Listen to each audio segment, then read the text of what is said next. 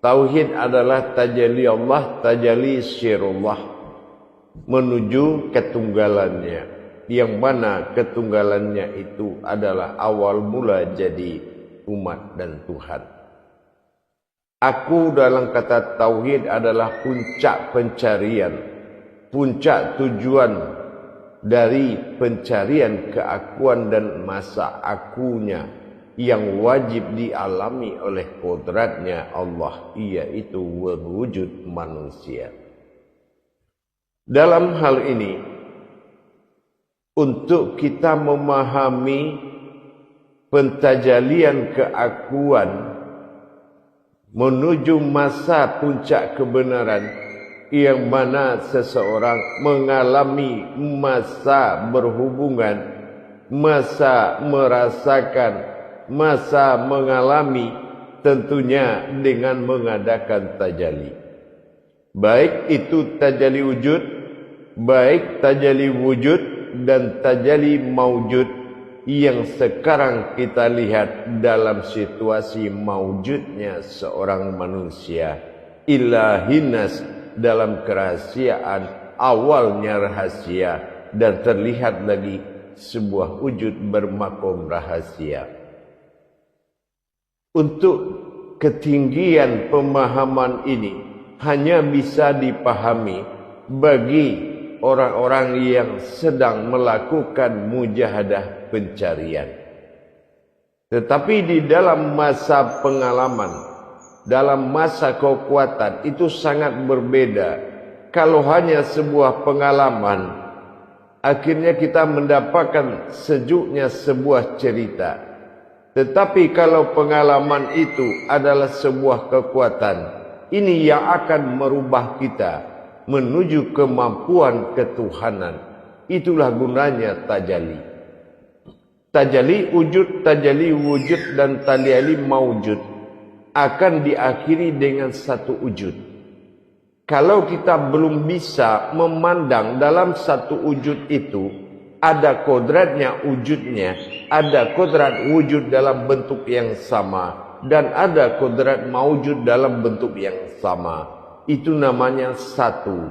Kalau sudah bisa menghimpun, maka inilah yang harus kita jaga. Di dalam perjalanan, bagaimana bertajalinya sebuah wujud dan maujud, sehingga terhimpun ke dalam suatu perkara kerahasiaan yang sangat tinggi, yang mana hal yang disebut kerahasiaan yang tinggi terhimpunnya sebuah wujud, yaitu yang berkodratkan asalnya dari wujud yang bersifat sir, yang dimakomkan kepada aku dalam masa tajalli dan begitu juga pada wujud, pada hayat. Bagaimana kita bisa menjalankan masa dan berkodrat pada alif kasroh dan sebaliknya juga begitu. Terbuka dan terhijablah dan terjadilah penampakan pada masa wujud maujud. Ini yang dikatakan pada masa atau zat disebut atau aras. Dalam hal ini perlulah kita melihat kembali himpunan dari tiga tajalli tersebut.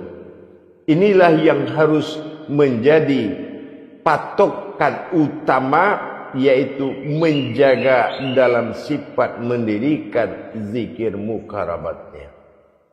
Kalau ini kita tidak bisa menjaga, dari tiga kodrat tadi terhimpun menjadi satu, inilah yang membuat kita terjadinya sesuatu yang dikatakan kebatilan. Lupa dan ingat, ini adalah pekerjaan akal yang akan bisa menguasai orang yang tidak mengunci perjalanan ketiga wujud tersebut dalam bentuk satu wujud. Jamaah, para hadirin dan hadirat dimanapun berada, rahimakumullah. Apa tiga wujud yang harus kita jaga? kita menjaga 3 buah kodrat dari tajalli wujud, wujud dan maujud menjadi satu wujud. Yang akan kita jaga jangan terjadi perbedaan lagi antara wujud, wujud dan maujud. Nah, ini yang dikatakan kodrat ada dan tiada, yang tidak mungkin lagi menjadi 2 kodrat, tetapi sudah menjadi 1 kodrat. Dengan kita menjaga 3 kodrat di dalam 1 wujud.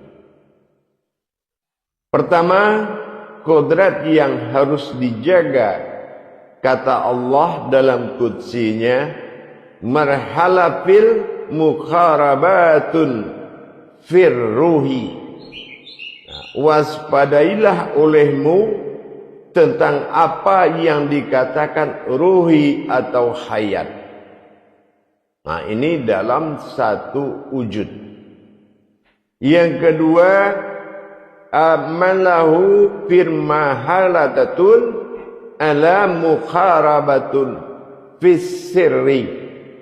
Diwajibkan kita melaksanakan amal untuk menjaga mana yang dikatakan sirri atau rahasia pada wujud yang sama. Yang ketiga, Allah katakan wa amalahu firmahalatun wal muqarabatun fil qalbi. Beramallah kamu atau berbuatlah kamu kepada sebuah penjagaan terhadap yang dikatakan qalbi. Mana yang dikatakan qalbi atau hati?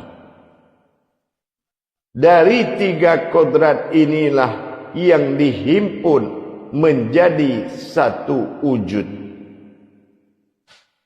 Apa yang berawal dari aku, yaitu yang dikatakan hu dan ih tadi.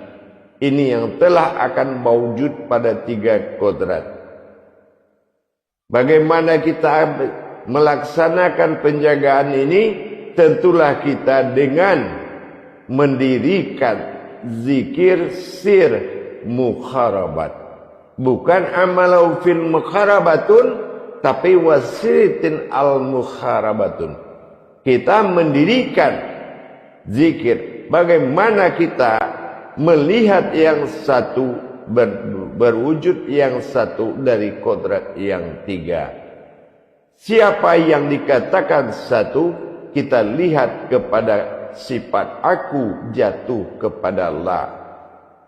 Sementara sifat daripada hayat daripada sebuah wujud aku itu adalah yang tiada. Yang tiada itu adalah hayat yang disebut il. Maka kodrat yang menyatu di dalam suatu 3 wujud tadi menjadi kodrat la'il. La bersifat aku. Alif kodrat kasroh i. Ini yang mengatakan hayat.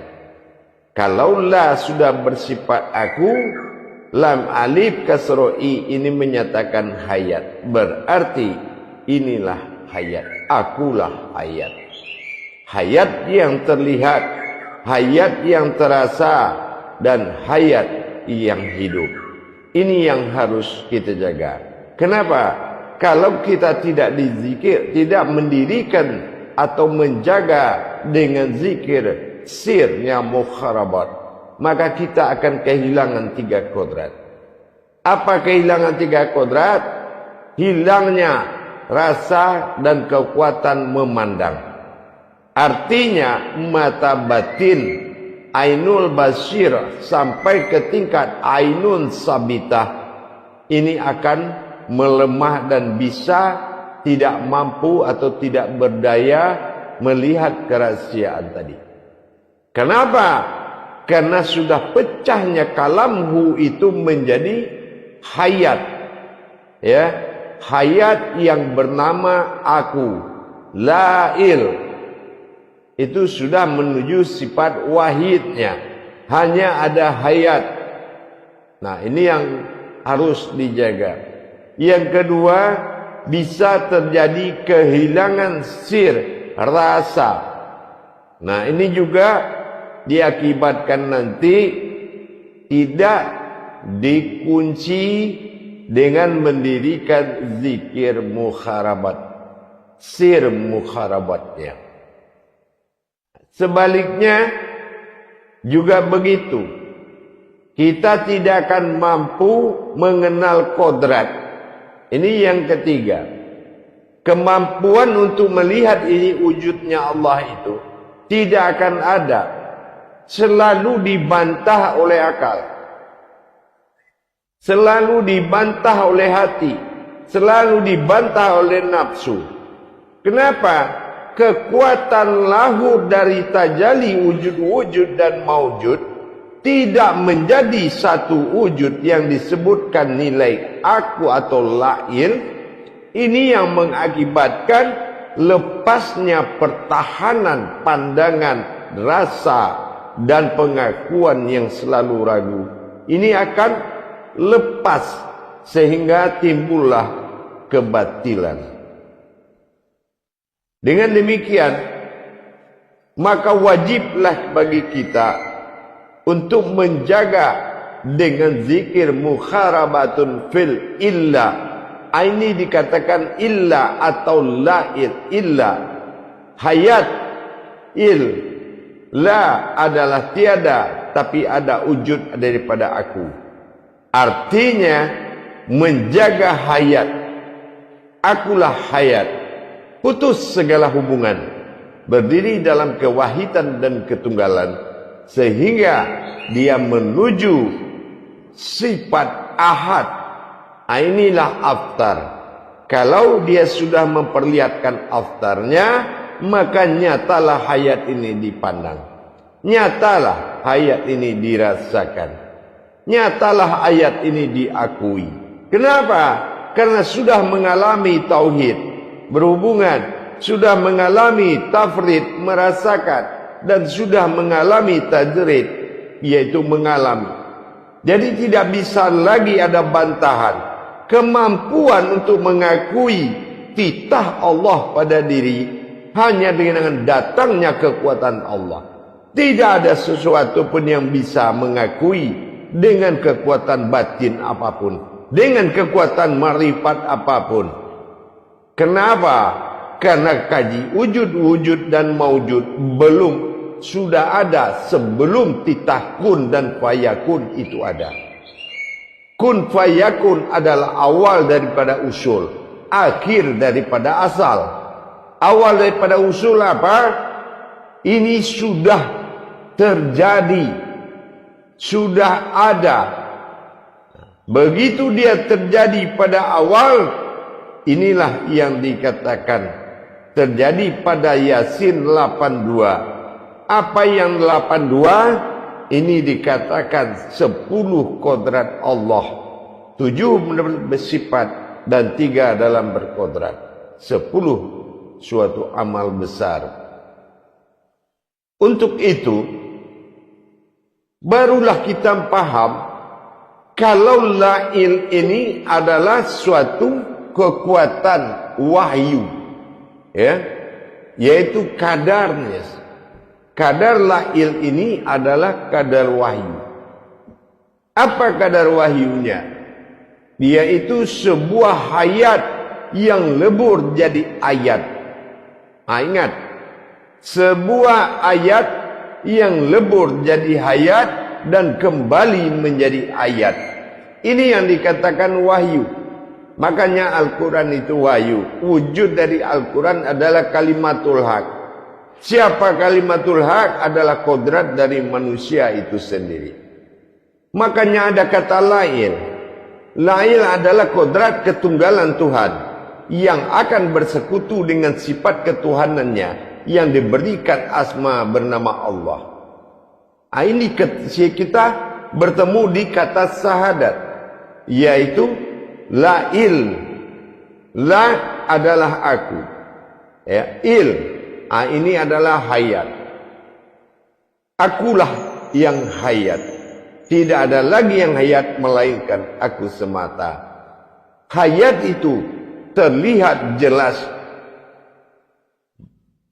Ilaha, kalau sudah laha berarti ini yang dizahirkan dalam keakuan, yang dizahirkan dalam keakuan menuju martabat Allah. Kalau lailnya masih kosong, belum lagi terwujud dia sebagai kodrat yang ada dari sirhu, maka dia belum bisa menamakan ketuhanan dalam sifat hayat. Karena yang hayat itu hanya satu, yaitu aku. Inilah yang dikatakan lail. Luas sekali. Kalau memang sudah lail ini laha, lail laha, barulah ilah, baru naik ketuhanannya yang bernama Allah. Di sini naiklah zahir laha untuk ilah menjadi ilah. Jadi bertajali kepada laha. Jadi barulah di sini dikatakan aku wujud di dalam zahirku sendiri. Nah, ini yang dikatakan ketuhanan. Tapi kalau zahirlah atau nyatalah aku pada diriku, ini namanya bukan ketuhanan, tapi keakuannya, akunya. Jadi beda penempatannya. Dengan demikian, di sini barulah muncul keputusan Yasin 82, yaitu akhir dari qasamullah, sidang dan sumpahnya Allah. Apa sumpah Allah dalam keputusan sidang? Yaitu innama amruhu, barulah atas nama amruhu. Suatu batin yang terlihat, itulah hayat. Ruhu, itulah hayat, itulah aku. Di sini baru kita bertemu wujudnya, yang aku itu dinamakan lahu. Nah, apa yang dikatakan lahu?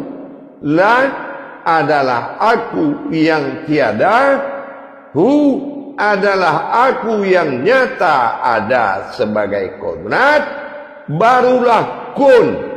Disinilah terjadi kesempurnaan batin, yaitu kesempurnaan rahasia. Kaf menuju kesempurnaan. Alif sir tidak berupa dalam kun. Nun hayat. Inilah wujud yang ada di dalam kun itu sendiri. Yang satu berkodrat Tuhan, aku. Yang satu lagi berkodrat ketuhanan. Inilah dia. Faya kaum, itu berwujud dia, yaitu ketuhanan dan aku. Di antara keduanya timbullah suatu sir. Sesungguhnya dua batin yang terjadi. Kun sir tidak beralif, fayakaun sir tidak beralif, tetapi waw hayat di situ menyatakan kodratnya dia. Di mana kodratnya dia? Yaitu di dalam fa'ya. Nah, di sini dikatakan fa'ya. Ia adalah sir qalbi, wujud kita dinamakan ia. Fa adalah sir, rahasia. Maka berdirilah qalbi atau tempat yang rahasia, wujud yang rahasia, yang berwujud kepada dia dan wujud kepada aku. Inilah batin sir. Siapa batin sir? Inilah yang mengkaji. Siapa yang dikaji? Kun fayakun, sifat pada aku dan ketuhananku. Tetapi yang menyatakan kajian itu adalah yang duduk batin sirfa, yang menjadi kolbinya ya, yang berwujud kepada semua kodrat yang ada. Nah, inilah maka terjadi titik tiga tadi. Kalau yang satu berwujud kepada sifat Tuhan, satu berkodrat kepada sifat umat, dan satu lagi adalah wujud yang ditampilkan tentang dua kodrat ketuhanan dan keumatan. Inilah yang menjadi batin rahasia atau dikatakan fa'ya. Nah, inilah kodrat yang dikatakan alam, kodrat sir, kodrat ruhi. Nah, ini dan disebut dengan alam sirrihi. Anani anta fil sirrihi wa ana anta nahu fil sirhu. Ini jadi kalau kita sudah dapat begitu, maka lahu yang kita sebut tadi harus disempurnakan menjadi kodrat Tuhan. Lahu dari illah. Nah, di sini amruhu sudah berdiri, maka dinyatakan kaji keputusan siapa amruhu, yaitu la adalah aku pada yang tiada, hu adalah aku yang ada sebagai kodrat. Nah, inilah yang dikatakan kun fayakun. Ya, kun fayakun. Tetapi yang bertubuh ini adalah fa'ya, yaitu alam sir rahasia sebagai makom dari kun, makom dari fayakun. Ini yang dikatakan nas, yaitu batin aku yang hidup. Nah, inilah ilahi nas, yaitu sebuah batinku yang hidup. Nah, inilah sebagai makom. Maka kalau lahu itu sudah pantas berkodrat kepada Allah, maka disinilah kita baru menyatakan la ilaha. Nah, berarti kita sudah menyatakan aku kepada keakuanku. Ilah Tuhan Allah wujud dalam makom Muhammad. Nah, ini barulah kita memuji diri kita berkodrat kepada pujian Muhammad. Kita puji diri sendiri berkodrat pada Muhammad. Kita merasa dipuji oleh diri sendiri, merasa kodrat aku. Nah, disinilah siapa yang menikmati batin rahasiaku, fa'ya tadi. Nah, itu. Jadi itulah sir. Innallaha inna lisanu masakinatul wal marido. Tahukah kamu dari rahasiaku? Karena engkau jadi dalam rahasiaku, engkau rahasiaku, aku rahasia engkau.